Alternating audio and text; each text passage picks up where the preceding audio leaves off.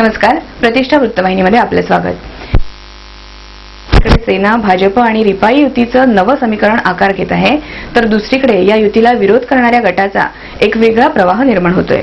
ठाण्यात रामदास आठवलेंच्या या एकाकी निर्णयाला विरोध दर्शवण्यासाठी एका मेळाव्याचं आयोजन करण्यात आलं होतं. त्यात बसपासह आठवले गटातील पदाधिकारीही सामील झाले होते. आंबेडकरी चळवळीला एकत्रित करण्याच्या उद्देशानं मेळाव्याच्या स्वरूपात हा विरोध कायम ठेवणार असल्याचं या गटानं म्हटलं आहे. तर पक्षाच्या विरोधात जाणाऱ्यांना निलंबन स्वीकारावं लागेल असं स्पष्ट मत आठवले यांनी यावेळी व्यक्त केलं. त्यांना काय जे वाटत असेल त्याप्रमाणे करण्याचा त्यांना अधिकार आहे, पण मी जो निर्णय घेत असतो हा निर्णय लोकांचा निर्णय असतो. लोकांकडून ऐकल्याशिवाय मी निर्णय घेत नाही. आणि आतापर्यंत आपला असा अनुभव आहे की आपण कार्यकर्त्यांचं मनोगत जाणूनच आपण आता निर्णय घेत असतो. आणि मी जो निर्णय घेतो तो 99.99% म्हणजे 100% कार्यकर्ते मान्य करतात. त्यांना निर्णय मान्य नसला तरी अनेक वेळेला ते पक्षहितासाठी, समाजहितासाठी अनेक वेळेला ते निर्णय मान्य करत असतात. त्यामुळे अशा पद्धतीची काही विरोधक तयार होणारच आहेत. म्हणजे एकतर अशा पद्धतीचा निर्णय घेतल्यानंतर पण मी एवढं सांगतो की जर त्यांचे बंधू नरेश गायकवाड असते तर त्यांनी माझ्या नेतृत्वावर विश्वास ठेवून त्यांनी काम केलेलं आहे. क्रमांक 9 येथील तुलसीधाम ते हाईड पार्क रस्त्याच्या डांबरीकरणाचा शुभारंभ महापौर अशोक वैती यांच्या हस्ते करण्यात आला. यावेळी स्थानिक नगरसेवक रामभाऊ फडतरे, उपमहापौर मनोज लासे, स्थायी समिती सभापती गणेश साळवी, ठाणे महानगरपालिका सभागृह नेते पांडुरंग पाटील आदी मान्यवर उपस्थित होते. नगरसेवक रामभाऊ फडतरे यांनी या रस्त्याचं डांबरीकरण तसंच मजबूतीकरण व्हावं यासाठी महापालिकेकडे सतत पाठपुरावा केला होता आणि अखेर त्यांच्या या प्रयत्नांना यश येऊन शनिवारी कामाचा शुभारंभ झाला. या रस्त्याच्या दोन्ही बाजूला हिरवळ तसंच विजेचीही व्यवस्था करण्यात येणार आहे.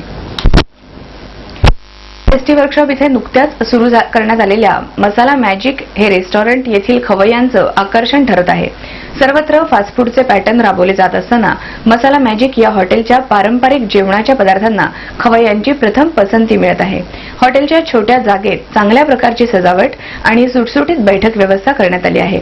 आपल्या हॉटेलविषयी प्रतिष्ठा वृत्तवाहिनीशी बोलताना हॉटेलच्या व्यवस्थापकांनी सांगितलं, त्याचं नावच मसालावर आम्ही त्याच्यावर डिपेंडेंट आहे. मसाला म्हणजे मालवणी आमचं स्पेशलिस्ट आहे. त्याच्यासाठी आम्ही मालवणी कुक आणलेला आहे मालवणीकडून.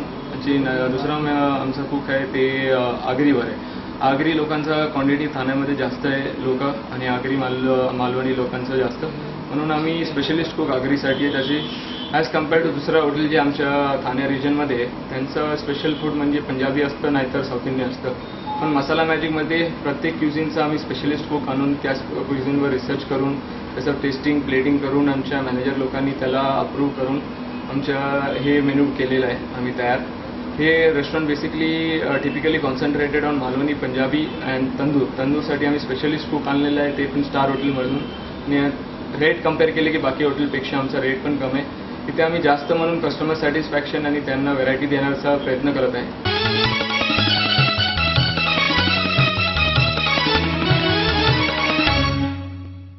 घरात बँकेची ब्रँच. अगं चला, मुहूर्त जवळ आला. We are ready.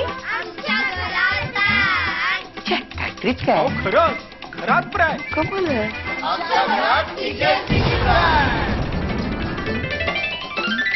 आता TGSBतलं खातं तुम्ही इंटरनेट आणि मोबाईल वापरून घरातूनच ऑपरेट करू शकता. कारण आता आपले TGSB मध्ये सुद्धा आहे इंटरनेट बँकिंग, SMS आणि RTGS NEFT सेवा. अरे वा, आता बँकिंग इज नो टेन्शन.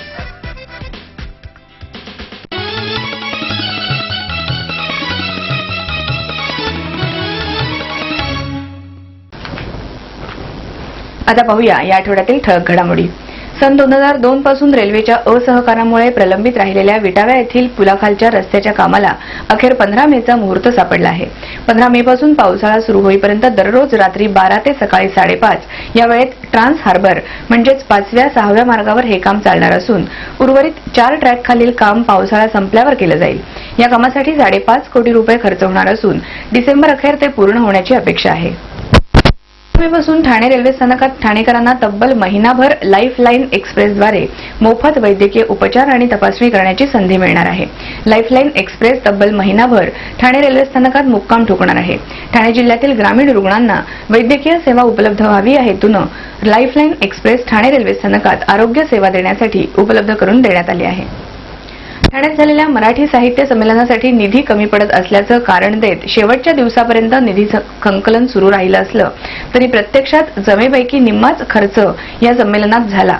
संमेलनासाठी जमा झालेल्या 2,05,00,000 रुपयांपैकी अवघे 1,06,00,000 रुपयेच खर्ची पडल्यानं तब्बल 99 लाखांची घसघशीत रक्कम आयोजक मराठी ग्रंथ संग्रहालयाला मिळाली आहे. राज्य माध्यमिक आणि उच्च माध्यमिक शिक्षण मंडळातर्फे घेण्यात आलेल्या 12वीच्या परीक्षांचे निकाल यंदा मे महिन्याच्या अखेरीस लागण्याची शक्यता आहे. निकाल तयार करण्याचं काम अंतिम टप्प्यात आलं आहे. 12वीचा निकाल साधारणतः जूनच्या पहिल्या आठवड्यात लागतो, पण यंदा हा कालावधी आणखी कमी करण्यासाठी बोर्डाने जोरदार प्रयत्न सुरू केले आहेत. 12वीच्या विद्यार्थ्यांचे पेपर तपासणीचे काम पूर्ण झालं असून सध्या गुणपत्रिका भरण्याचं काम सुरू आहे, असं बोर्डाचे अध्यक्ष उज्ज्वलादेवी पाटील यांनी सांगितलं. लाल बहादूर शास्त्री मार्गावर उड्डाणपूल बांधण्यासाठी MMRDAने सध्या निधी देण्यास नकार दिला असला तरी या प्रकरणात सत्तारूढ शिवसेनेने मोठ्या प्रमाणावर गैरव्यवहार केल्यानं या संपूर्ण प्रकरणाची चौकशी करण्यात यावी अशी मागणी काँग्रेसतर्फे करण्यात आली. जे काम 59 कोटींमध्ये MMRDA करणार होती त्या कामासाठी 220 कोटींचा खर्च शिवसेना कोणाच्या खिशातून करणार होती असा सवाल काँग्रेसतर्फे करण्यात आला आहे. महापालिकेतर्फे राबवण्यात येणाऱ्या विविध नागरी कामातील बांधकाम साहित्यावरील जकात कराच्या चोरीकडे काँग्रेसने लक्ष वेधले आहे. या कामांच्या तपासणीनंतर सुमारे 20 ते 30 कोटी रुपयांची जकात मिळू शकेल. पालिकेलाही दंडापोटी 200 कोटी रुपये मिळतील अशी अपेक्षा व्यक्त करण्यात आली आहे. कंत्राटदाराकडून भरण्यात येणाऱ्या जकातीच्या तपशिलाची तपासणी केली जात नाही. नियमित तपासणीमुळे कामाच्या दर्जातही सुधारणा होईल अशी अपेक्षा चव्हाण यांनी व्यक्त केली आहे. खर्चून बांधलेल्या आणि नियोजनाचा अभाव असलेल्या नितीन कंपनीजवळील भुयारी मार्गाचा वापर नागरिकांकडून अपवादानेच होत असल्याचं चित्र पाहावयास मिळत आहे. विशेष म्हणजे हा भुयारी मार्ग कोठे आहे याचा पत्ताच अनेकांना नसल्याचं दिसून येत आहे. हा मार्ग कुठून सुरू होतो आणि तो बाहेर कोणत्या दिशेला पडतो याबद्दल अजूनही गोंधळ असल्याने आजही जवळपास सर्वच जण रस्ता ओलांडणंच पसंत करतात. परिणामी येथे छोटे मोठे अपघात होण्याचे प्रमाण अद्यापही कायम आहे.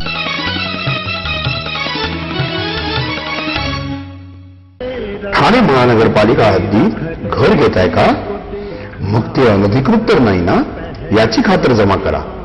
अनधिकृत घर घेणं हा विकणाऱ्यासोबत विकत घेणारा देखील तितकाच दोषी असतो. तेव्हा घराची डोळस खरेदी करा. आपली कुठे फसवणूक तर होत नाही ना, यासाठी ठाणे महानगरपालिका मुख्यालयातील 4थ्या मजल्यावरील बांधकाम विभागात घराचा सर्वे नंबर, टिक्का नंबर याची खातर जमा करा. घराचं स्वप्न अवश्य करूया साकार, पण अनधिकृत घराचा नका करू कधीही विचार. अधिकृत घर म्हणजे उद्याची देखील निश्चिंती. अनधिकृत घराचे दार म्हणजे डोक्यावर कधीही तोडण्याची टांगती तलवार. जगणं तुमचं होऊ दे सुरेल गाणं, स्वच्छ सुंदर आणि अधिकृत घरांचं हसरं ठाणं. ठाणे महापालिकेतर्फे जनहितार्थ प्रसारित.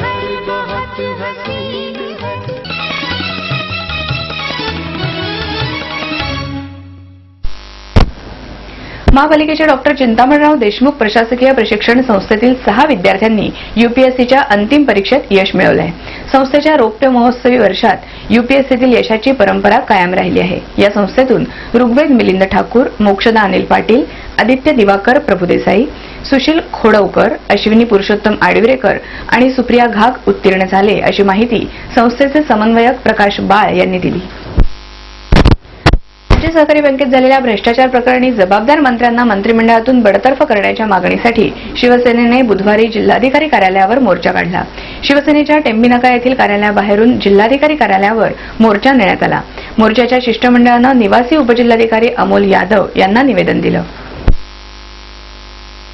सफाईची कामे मनमानी पद्धतीने होत असल्याचा आरोप करीत एका गुन्हेगाराने पालिकेचे उपायुक्त संदीप माळवी यांना मारण्याची धमकी दिली, तर कळवा खाडीतील बेकायदा झोपड्यांवर कारवाई करणारे उपायुक्त BG पवार यांना पालिका मुख्यालयाबाहेरच एका टोळक्यानं धमकावल्याच्या घटना बुधवारी घडल्या.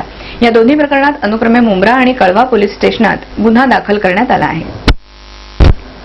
केंद्र शासनाच्या वतीने राबवण्यात येणाऱ्या UID अर्थात आधार कार्ड योजनेअंतर्गत देण्यात येणारे ओळखपत्र आता ठाणे महापालिकेच्या ठेकेदारांना बंधनकारक असून आयुक्त RA राजीव यांनी ते सादर करण्यासाठी 3 महिन्यांची मुदत दिली आहे. महापालिकेच्या विविध प्रकल्पात ठेकेदारी पद्धतीने काम करणाऱ्यांना आयुक्तांनी आधार कार्ड काढण्याचे आदेश दिले आहेत. गतिमंद मुले ही देवाचे रूप आहे. त्यांची सेवा ही ईश्वराची सेवा आहे. Rotary club of Thane hills आणि होली क्रॉस शाळेने या मुलांसाठी व्यावसायिक प्रशिक्षण केंद्र उभारून देवाची सेवाच ते करत आहेत.